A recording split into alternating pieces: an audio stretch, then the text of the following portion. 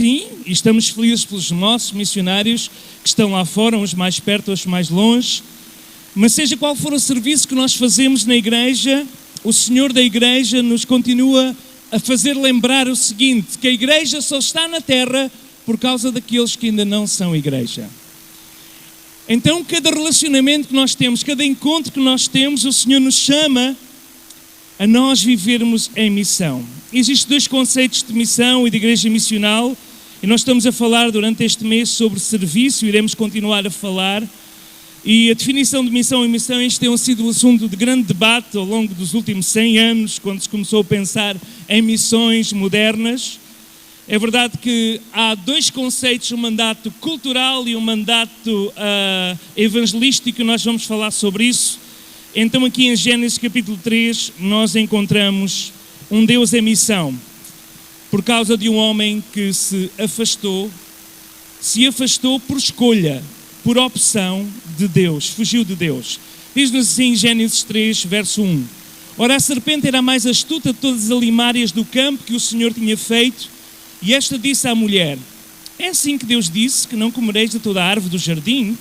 E disse a mulher à serpente, do fruto das árvores do jardim comeremos, mas do fruto da árvore que está no meio do jardim, disse Deus, não comereis dele, nem nele tocareis, para que não morrais. Então a serpente disse à mulher, certamente não morrereis, porque Deus sabe que no dia em que dele comerdes, se abrirão os vossos olhos, e sereis como Deus, sabendo o bem e o mal. E, vendo a mulher aquela árvore que era boa para se comer e agradável aos olhos, árvore desejável para dar entendimento, tomou do seu fruto e comeu.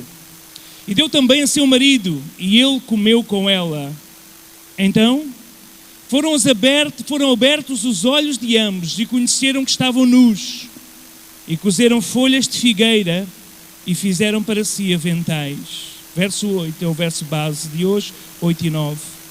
Ouviram a voz do Senhor Deus que passeava no jardim pela viração do dia, e escondeu-se Adão e a sua mulher da presença do Senhor Deus entre as árvores do jardim. E chamou o Senhor Deus a Adão e disse-lhe, onde estás, Adão? Onde estás? Até aqui a palavra do Senhor.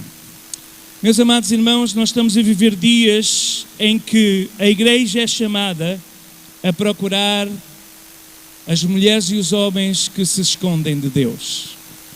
Escondem-se de Deus pelo pecado, porque o pecado faz separação entre nós e Deus e impede Deus de nos ouvir e de nós sermos ouvidos. Então aqui nós temos as duas definições. Primeiramente, se fôssemos ao capítulo anterior, verso 28 do capítulo 1:28, disse Deus, e Deus os abençoou, e Deus lhe disse, frutificai, multiplicai-vos, enchei a terra, sujeitai-a, dominai sobre os peixes do mar, sobre as aves do céu, sobre todo o animal que se move sobre a terra. E Deus diz, ainda também no 29, eis que eu vos tenho dado toda a erva que dá semente, que está sobre a face da terra, e toda a árvore, e depois todo o animal, etc. Então o mandato cultural que alguns entendem, está nos manuais de missiologia, ser a responsabilidade social da igreja cristã, este mandato que tem uma abrangência lata, nomeadamente, no Jardim do Éden, Deus deu responsabilidade ao homem, à mulher, à humanidade, de cuidar da terra, de encher a terra, de sujeitar, dominar os peixes, de ter um cuidado. Deus diz, sede fecundos, multiplicai-vos. Então, como seres humanos feitos à imagem de Deus, nós somos responsáveis pelo bem-estar da criação, que infelizmente temos vindo a destruir como seres humanos. E nesta manhã juntamos a nossa dor aos nossos irmãos do sul do Brasil, que perderam praticamente tudo o que tinham, muitos deles. E aqueles que não perderam ainda foram saqueados com as pilhagens e os roubos que acontecem naquele Rio Grande do Sul, que está agora debaixo de água. Como Igreja Assembleia de Deus, os irmãos receberam um comunicado da nossa comunidade. Somos desafiados a fazer alguma coisa para ajudar os nossos irmãos com urgência. E eu estava ontem numa reunião com os líderes de todas as alianças e trabalhos sociais dos países de língua portuguesa, Nós tínhamos o representante da rede evangélica do Brasil, da RENAS. Não estava o secretário-geral da Aliança Evangélica Brasileira, porque ele está no terreno, o meu colega Cassiano está no terreno a tentar dirigir as várias equipas de resgate que estão principalmente a levar água a pessoas, a levar comida a pessoas que ainda estão isoladas, mas também em resgate de tantos. Mas tínhamos ali o secretário-geral de Angola, tínhamos os nossos irmãos de São Tomé, tínhamos 2 irmãos de Timor-Leste, tínhamos de Moçambique também, uma comitiva de Guiné-Bissau. Estávamos juntos numa manhã, numa conferência que a Aliança Evangélica tinha este sonho de unir toda a lusofonia, e ontem foi um dia muito memorável. E estávamos a falar sobre chorar com os que choram, e nós olharmos para os nossos irmãos do Brasil, na região mais rica quase do Brasil, onde existe a indústria, onde existe a produção de gado, onde existe tanta coisa, aquele Rio Grande do Sul. Nós temos um primo, a minha esposa tem um primo irmão que vive nessa região e que serve também na sua igreja local, e nós estávamos a pensar nisto e a ver como o homem tem vindo a destruir a própria criação, e a criação geme pela manifestação do Filho de Deus, mas também pela manifestação dos filhos de Deus. E os filhos de Deus são chamados a agir, são chamados a servir, são chamados a ter este mandato cultural que está aqui em Gênesis 1:28, que nós fomos feitos à imagem de Deus para cuidar da criação, Pois no Novo Testamento vem o Deus encarnado, como o nosso irmão terminou lendo, o Verbo se fez carne, e vem Deus encarnado na pessoa bendita de Jesus Cristo e nos dá um novo mandato. Diz, é verdade que o grande mandamento é amar o Senhor nosso Deus de todo o nosso coração, mas o segundo de igual intensidade deve ser amar o próximo como a nós mesmos. Amar o próximo. Então o conceito de próximo, que é depois expresso naquela parábola do bom samaritano, quando aquele samaritano, que era uma mistura de raças e de gente, ele não se endureceu o coração. Eu estava a ouvir alguém pregar esta semana sobre isso e achei tão interessante a citação do pregador que disse: o homem que estava caído não nos diz de que cor era, de que raça era, diz só que havia o homem que descia de Jerusalém para Jericó. Havia um homem, independentemente da sua origem, havia um homem, havia alguém, havia uma humanidade. Deus viu a humanidade caída à beira do caminho, o caminho que é Jesus, uma humanidade que está meio morta, e alguns mortos em ofensas e pecados, e que vivem diariamente tentando sobreviver, e nós somos chamados a amar esse próximo, amar o próximo como a ti mesmo. Então este mandato cultural da igreja, nós vivemos em missão, porque somos chamados a cuidar do nosso próximo, somos chamados a cuidar daqueles que, independentemente da raça, cultura ou grupo religioso, mas toda a humanidade, nós somos chamados a fazer bem a todos. Claro, especialmente aos domésticos da fé. É um dever bíblico, é um mandato cultural da parte de Deus. Mas depois aqui nós temos um mandato evangelístico. E até ler este artigo do Manual de Perspectivas que eu estava a usar quando estava a preparar esta mensagem, até ler este artigo de um doutor, penso que é o doutor Wagner, ele dizia que o mandato evangelístico está expresso aqui claramente no versículo 9 do capítulo 3. Quando o homem caiu, quando eles ouviram a voz e tiveram medo, diz no verso 9 do capítulo 3 de Gênesis, chamou o Senhor Deus a Adão e disse-lhe: onde estás? Onde estás? Onde estás? Este mandato evangelístico é vislumbrado neste jardim. Quando o homem se separa de Deus por sua escolha, por sua opção, ele escolheu definir-se a si próprio numa autoridade para tomar conta do seu destino, numa independência que é o pecado original, é a independência de Deus. E esse pecado continua a combater contra a nossa personalidade, o desejo de sermos independentes, que vem logo desde os adolescentes, crianças, começam a crescer e querem ser independentes, mas nós já aprendemos que a vida sem Deus não faz sentido. Então Deus é o primeiro. Um dia Deus chega ao jardim, Adão e Eva não foram encontrados. Todos os dias, na viração do dia, quando o sol se punha, todos os dias, eles tinham aquele momento de íntima comunhão. Eles entendiam para que tinham sido criados, porque era o ponto alto do dia, não pelo pôr do sol, era o ponto alto do dia, não pelas cores que se pintavam no céu, era o ponto alto do dia quando a presença de Deus caminhava com eles e havia uma intimidade, havia uma interação e eles sentiam-se plenamente concretizados, porque eles foram criados à imagem para ter comunhão e esse era o momento de comunhão. Mas naquele dia, depois do pecado, depois da escolha consciente de quererem ser iguais a Deus e não precisarem de Deus, o homem se esconde, mas nós vemos um Deus à procura de Adão. Este é o Deus que nós pregamos e anunciamos. Um Deus que continua à procura de Adão, que é símbolo do homem, da humanidade. Um Deus que procura a humanidade perdida. Um Deus que procura aqueles que estão nas ilhas mais remotas e que ninguém levou o Evangelho. O Deus que procura as tribos mais escondidas. O Deus que procura as pessoas que vivem fechadas nos apartamentos. Um Deus que procura aqueles que vivem em guetos ou em bairros sociais, entregues aos vícios e ao álcool. Deus procura. Deus procura-te. Deus procurou-me e encontrou-me, e graças a Deus que Ele me encontrou. Então esta comunhão quebrada, Deus prepara tudo para religar o homem a Deus, para recuperar essa comunhão. Então o mandato evangelístico da igreja, nós que somos o mordomo, os mordomos deste movimento de Jesus Cristo, o mandato evangelístico da igreja de Jesus Cristo implica buscar e alcançar homens e mulheres perdidas, separados de Deus pelo pecado, que não sabem que a sua vida sem Deus nunca poderá ser totalmente feliz nem completa, porque apesar de terem alcançado o máximo na carreira, apesar de terem o maior apoio médico ou social, apesar de terem uma família estruturada, na verdade depois de atingirem todos os seus objetivos, o homem vive sempre insatisfeito, porque Deus colocou a eternidade e Deus colocou uma marca na alma e no coração do homem, porque nós fomos feitos à sua imagem para termos comunhão com Ele.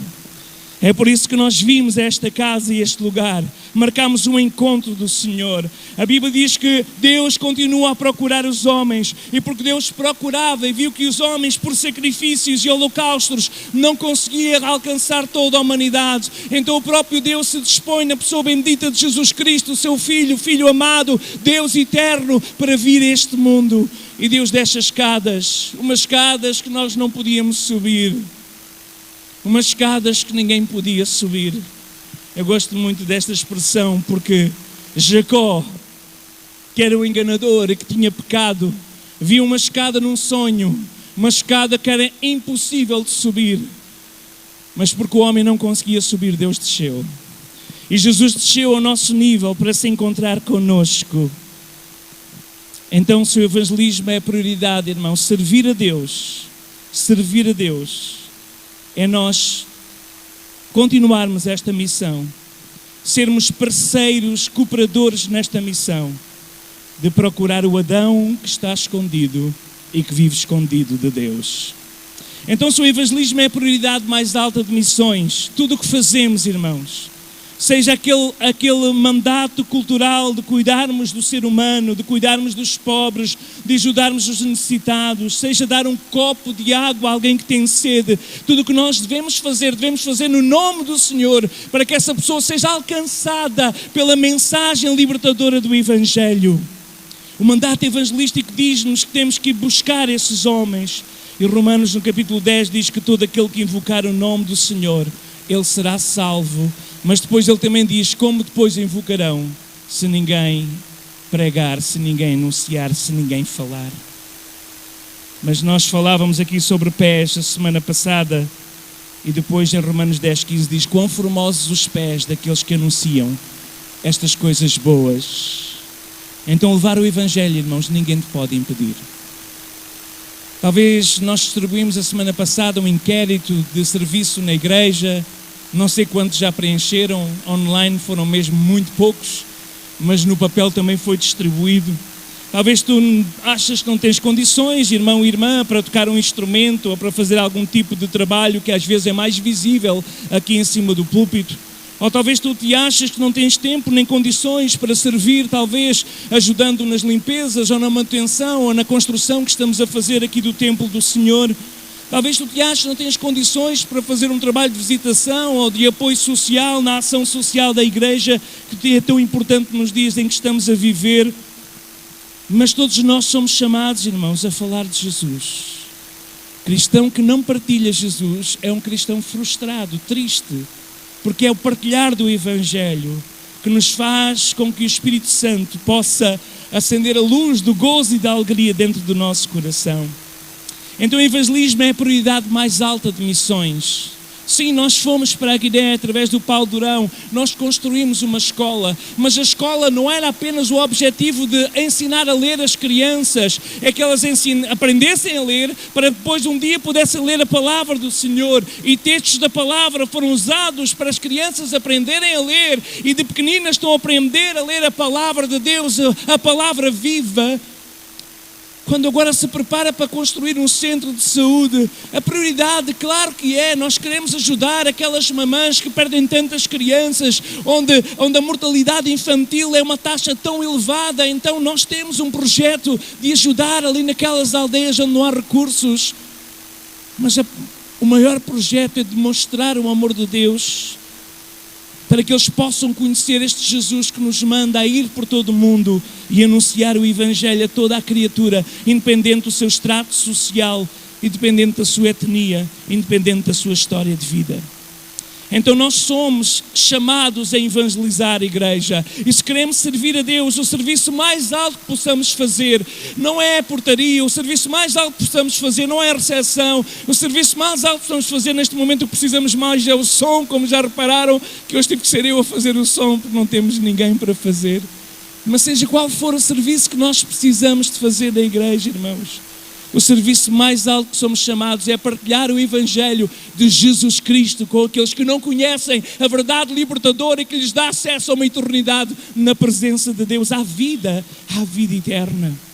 Então nós somos chamados, irmãos, quando nós evangelizamos, sim, a presença, nós somos chamados de 3 formas a evangelizar: a forma da presença em si mesmo, a forma da proclamação, mas também a forma da persuasão. E Paulo usa muito esse termo. Eu hoje estou aqui mais num estudo bíblico sobre a nossa atividade missional. Então a presença fala do quê? Fala do evangelismo que está ajudando as pessoas a suprir as suas necessidades.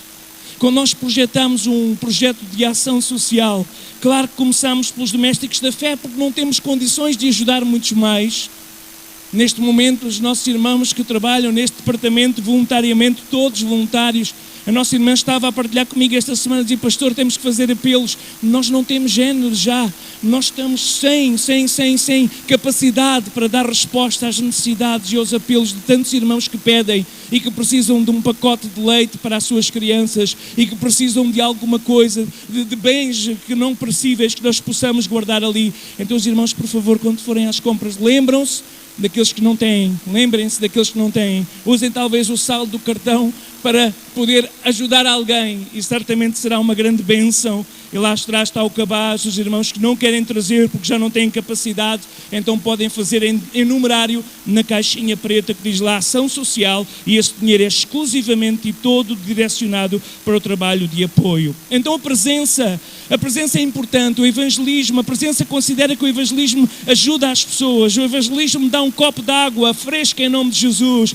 o evangelismo estende uma peça de roupa àqueles que não têm, o evangelismo estende a mão aos necessitados na rua. Este é um evangelismo social que a igreja precisa também de fazer.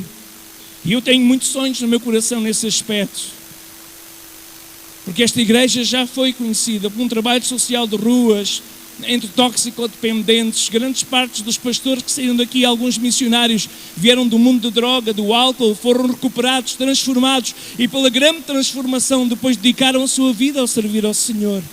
Nós precisamos de recuperar esse evangelismo, essa presença no meio daqueles que sofrem, no meio dos aflitos.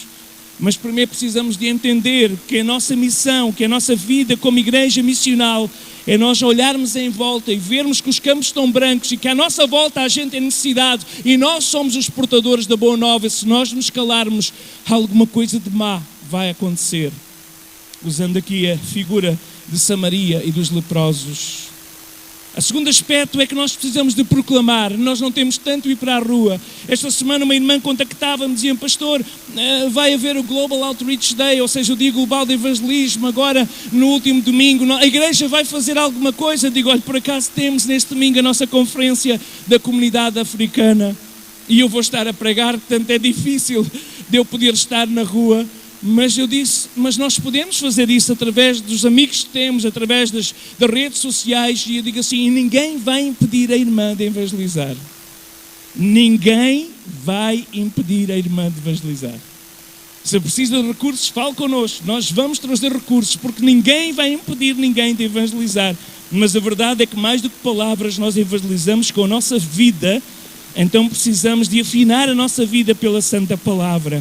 Então a proclamação reconhece que a presença é necessária, mas as pessoas precisam de ouvir. Como ouvirão se não houver quem prega? Então a proclamação é necessária, as pessoas precisam de ouvir a mensagem de Jesus. Paulo dizia a Timóteo: prega a tempo e a fora de tempo, prega sempre, proclama sempre que Jesus é Senhor, que Deus amou o mundo de tal maneira que deu o seu Filho único. Todo aquele que crê em Jesus não perece, mas tem a vida eterna. Somos chamados a proclamar aos colegas de trabalho, somos chamados a proclamar aos vizinhos no prédio, somos chamados a proclamar a todos e em qualquer lugar, somos chamados à proclamação. E as pessoas são evangelizadas, uns recusam porque estão muito longe da aceitação. Talvez um dia podemos falar sobre isso. Estão muito longe ainda estão muito longe da capacidade de poderem ouvir a mensagem do Evangelho. Então a presença, ou seja, o serviço, vai abrir a porta à proclamação. O que é que eu quero dizer com isto? Quando nós estávamos a falar semana passada do projeto da irmã Rosa e do irmão Carlos com as alfaces, e estava a dizer aos irmãos: falem com os nossos irmãos, batam à porta de um vizinho, ofereçam uma alface biológica, toda a gente vai receber, e certamente essa alface será uma semente para fazer subir um degrau na escala de Engel, para que as pessoas possam ser mais receptivas depois à mensagem do Evangelho. Quem diz uma alface, diz como o nosso irmão disse aqui no 25 de Abril, quando vemos uma pessoa carregada no nosso prédio com compras, principalmente, seja qual for, mas quanto mais idade tiver, então mais nós somos obrigados a ajudar e dizer: eu vou consigo até ao seu apartamento, eu ajudo a carregar este peso, ofereça-se para servir, porque o serviço abre a porta depois à proclamação. Então a proclamação é importante, nós fazemos isto, mas como igreja nós somos chamados a persuadir. E no outro termo mais contemporâneo é o chamado discipulado. Não é apenas pregar ou proclamar o Evangelho, não é apenas estar presente. Presente é importante, proclamar é importante, são ambas necessárias, mas o evangelismo bíblico vai além disso, porque Jesus não nos mandou apenas pregar o Evangelho. Jesus disse: ide e fazei discípulos em todas as nações, ensinando-as a guardar todas as coisas. Então nós somos chamados, irmãos, e a visão do evangelismo da igreja, eu acredito na presença no trabalho social, na visitação, no apoio, no serviço. Eu acredito na proclamação pública, nos parques, nas estações de comboio e de metro, no bairro, nos coretos, como nós fizemos o ano passado. Eu acredito nisso e vamos fazer tudo isso porque isso é necessário. Mas também é necessário, quando alguém vê a Jesus, não seja largado, mas seja acompanhado dia a dia, para que se torne um discípulo de Jesus Cristo. Agora, isto é algo que está arraigado na grande comissão. A pessoa não deve ser considerada evangelizada, totalmente evangelizada, até que ela se torne um discípulo de Jesus Cristo. Alguns recusam, e nós, quando a pessoa recusa, afastamos um pouco, mas continuamos a orar, não desistimos. Nós temos histórias de irmãs que oraram décadas pelos seus maridos e no final dos seus dias, como contava aqui a nossa irmã Marta há 2 semanas atrás, no final da sua vida eles vieram ao Evangelho, porque a oração não cai em saco roto, está lá no banco do céu e Deus escuta e Deus ora. E nós oramos pelos nossos filhos que estão longe do Senhor por causa de traumas, de situações, se afastaram. Não desistimos de clamar a Deus por ele, porque vai chegar a hora em que o Senhor toca nos seus corações e a semente que foi lançada, a semente que foi marcada pela vida que nós tentamos viver, mostrando o Evangelho mais do que falando o Evangelho, irá marcá-los e um dia soar bem alto no seu coração. Então, discipular, fazer discípulos. Mateus 28, 19 e 20, conhecemos de cor. Jesus diz, não é uma opção, é um mandamento. Ide, portanto, fazei discípulos de todas as nações, batizando-os em nome do Pai, do Filho e do Espírito Santo, ensinando-os a guardar todas as coisas que eu vos tenho ordenado. Eu estava a estudar um pouco acerca deste texto. 3 dos 4 verbos da grande comissão são particípios, ou seja, estão no que nós chamamos no português de Portugal no gerúndio, no sentido de indo, batizando, ensinando. São verbos auxiliares de um único imperativo, e o imperativo que está aqui é fazei discípulos. É o único verbo que está no imperativo que Jesus diz. Fazei discípulos. Como é que fazemos discípulos? Indo. Como é que fazemos discípulos? Batizando. Como é que fazemos discípulos? Ensinando. Estando presente é ir. Estando presente é ir. Ir até quem não ouviu. Estar próximo daqueles que não conhecem. Aí estamos com a presença. Depois nós ensinamos, proclamamos, batizamos. Mas o único verbo que está aqui no imperativo é façam discípulos. E Jesus continua a dizer desde o céu, através do seu Espírito, da sua palavra, Igreja de Jesus Cristo, façam discípulos. Façam discípulos. Façam discípulos em todas as nações. Então, se fazer discípulos é tão importante, o que é um discípulo? Bom, teologicamente um discípulo é aquele que foi regenerado pelo Espírito Santo, é uma nova criação. Se alguém está em Cristo, uma nova criatura é. As coisas velhas passaram, tudo se fez novo. Mas empiricamente um discípulo é aquele que é conhecido pelo seu fruto, porque Jesus foi muito claro quando diz pelos frutos os conhecereis. Então o discípulo é conhecido pelo fruto, porque nós éramos bravos, mas fomos enxertados na videira verdadeira que é Jesus Cristo. Mas se nós continuamos a dar frutos da velha vida brava, alguma coisa está errada, ainda não houve um enxertamento completo. Se calhar tem que ser cortado e podado mais um pouco, porque o alvo do Senhor é que nós sejamos verdadeiramente discípulos. Então, quais são os frutos que nós mostramos? Aqueles que se identificam com este movimento de crescimento de igreja que está a acontecer. Vemos que há muitas igrejas que crescem e não dão fruto. Os cristãos, os seus membros, vêm à igreja apenas ao domingo ou de 15 em 15 dias. São pessoas que não prestam contas a ninguém, são pessoas que trocam o culto por qualquer coisa, não avisam os seus pastores nem presbíteros, não têm qualquer relacionamento com a igreja, vêm cá, dão talvez as suas ofertas, alguns até são fiéis no dízimo, mas não assumam um compromisso de responsável, porque ser discípulo significa ter uma membresia responsável da igreja. É nós entendermos que há um conceito novo no Novo Testamento que é chamado de sacerdócio universal. Não sou eu o pastor ou um dos pastores que estão aqui, não somos nós que somos apenas os sacerdotes, isso talvez era na tradição do passado, mas nós somos chamados todos ao sacerdócio universal. E o que é que isso significa, irmãos? Estava lá em Isaías 61 já profetizado que iria acontecer. Vós sereis chamados sacerdotes do Senhor, vós sereis chamados ministros do nosso Deus. Então nós somos, cada um dos irmãos está aqui, já recebeu Jesus na sua vida. Então o seu trabalho é apenas um meio de sustentar a sua casa. O seu trabalho é também um meio para poder evangelizar. O seu trabalho é um meio de relacionamentos. O seu trabalho é pessoas que estão à sua volta. Alguns trabalham com novas gerações. Uau, incrível! A oportunidade de chegar a essas novas gerações.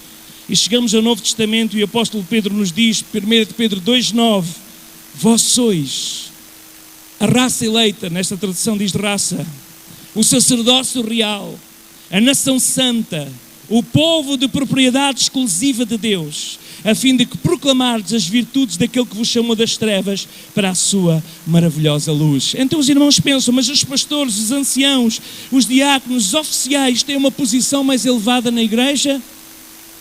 Não tem. Na proclamação do Evangelho, o princípio do sacerdócio real, o princípio do sacerdócio universal, reprova este tipo de entendimento. Nós não fazemos separação entre clero e leigos, nós somos sacerdotes do Deus vivo, nós vivemos para prestar culto diário ao Senhor e para proclamar as grandezas daquele que nos chamou das trevas para a sua maravilhosa luz. Irmãos, sim, os pastores têm alguma maior responsabilidade, porque vão prestar contas das vossas almas ao Senhor, porque vão prestar contas do seu ministério, porque vão ser chamados um dia, e muitos desses pastores que não foram pastores segundo o coração do Senhor, Deus diz, eu vos darei um pastor segundo o meu coração, mas às vezes há alguns que não sendo pastores são mercenários, graças a Deus não é o nosso caso, mas existem tantos lugares que apenas querem o fruto do seu ventre, encher a sua carteira, encher a sua casa, ter algum tipo, seja número por causa da glória, ou seja dinheiro, seja qual for as fraquezas. Mas a verdade é que nós temos maior responsabilidade, mas em termos de posição diante de Deus nós estamos ao mesmo nível. Um dos meus professores, alguns irmãos conheceram, o pastor Manuel Moutinho, ele recusava que nós o tratássemos por pastor. Ele dizia, eu sou irmão, porque antes de pastor eu sou irmão. Era muito interessante. Tudo bem, era uma tradição que ele tinha, eu não estou a dizer aqui que os irmãos têm que adotar isso, mas o que ele queria ensinar com esse procedimento é, irmão, eu estou no mesmo nível. Irmãos, eu sei que alguns vêm de igrejas onde o pastor tinha talvez uma unção especial, e temos de facto, fomos escolhidos por Deus, mas às vezes nós temos um problema em casa e vamos ligar para o pastor para resolver. Olha, irmão, o mesmo Deus que ouve o pastor é o mesmo Deus que ouve a si. Nós somos sacerdotes do Rei, do Deus vivo. Nós temos autoridade no sangue de Jesus. Irmãos, eu creio, eu oro para que Deus dê dons sobrenaturais aos membros da igreja. Há uns anos atrás um irmão veio ter comigo e disse assim, pastor, eu tenho o dom de curar. Eu digo, uau, olha que bênção, eu oro há tantos anos para esse dom e o Senhor nunca me deu. Então um dia nós estávamos a orar para os enfermos e eu chamei o irmão, venha cá. Não quer, pastor? Teu irmão tem o dom de curar, vem orar aqui para os enfermos, que eles precisam de ser curados. Ele, mas eu não sou pastor. Então, mas o irmão acabou de me dizer que tinha o dom de curar e agora não quero aceitar o seu dom. E ele veio com muito medo e digo assim, mas afinal, o seu irmão orou e o Senhor lhe deu o dom de curar, exercite esse dom, não para a sua glória, mas para a glória de Jesus. E é isso que nós somos chamados a viver, irmãos. Mas acima de tudo, nós somos chamados, eu estou prestes a terminar, o princípio do sacerdócio real vem falar naquilo que nós somos. Não é diferença entre clérigos e leigos, todos somos sacerdotes. A pessoa do Senhor Jesus Cristo, temos acesso à sua presença e é Ele quem faz os milagres, é Deus quem cura, através dos seus servos e servas. Mas o apóstolo Pedro diz, naquele versículo que nós lemos em 1 Pedro 2,9, vós sois a geração eleita, o sacerdócio real, a nação santa, o povo de propriedade exclusiva, com um fim. E qual é o fim? Para que anuncieis as virtudes daquele que vos chamou das trevas para a sua maravilhosa luz. Então o ponto mais alto, o que nós podemos fazer de melhor no nosso ministério de sacerdotes, no sacerdócio universal, é proclamar as virtudes daquele que nos chamou das trevas para a sua maravilhosa luz. E eu gosto muito deste versículo, sabem porquê? Porque ele utiliza mesmo o que nos chamou das trevas para a sua maravilhosa luz. E o que é isso senão o nosso testemunho? O que é isso senão o nosso testemunho? Eu costumo dizer que o Evangelho em ação é o testemunho. E Deus nos chama a testemunhar.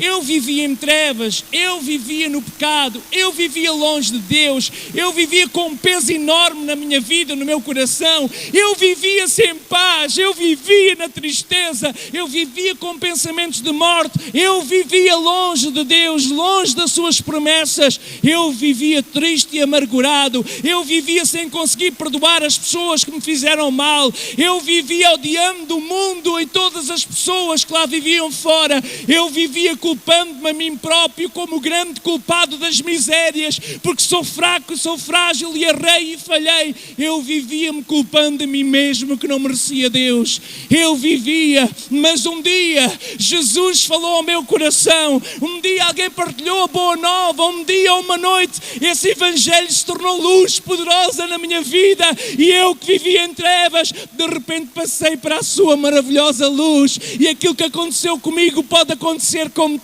Jesus é o caminho, a verdade e a vida. Ninguém vai ao Pai a não ser por Ele. Se tu creres e receberes no teu coração, as trevas passam a ser luz. porque a luz de Jesus iluminará a tua vida, para não dares mais em trevas, na escuridão, no medo, no ressentimento, na dor, na tristeza, na angústia, mas encontrares a paz que ultrapassa todo o entendimento e estares na sua presença.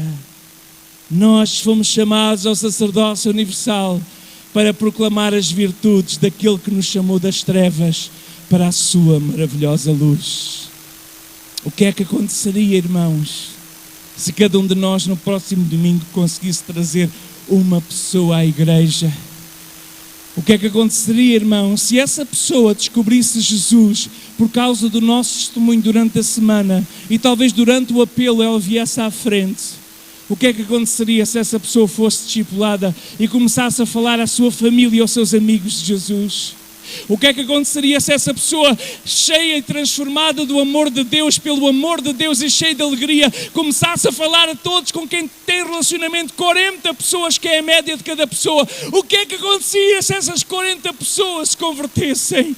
Nós não teríamos espaço aqui para receber. Vós sois a raça eleita, vós sois a geração eleita, vós sois o povo adquirido por alto preço, vós sois o sacerdócio real de Jesus Cristo. Vós, cada um de vós, é um sacerdote e uma sacerdotisa no lugar onde está para anunciar as virtudes daquele que nos chamou das trevas para a sua maravilhosa luz. Vamos ficar de pé na presença do Senhor. Quando terminamos esta manhã, vamos deixar o Espírito Santo falar ao nosso coração, porque nós precisamos de ouvir a voz de Deus.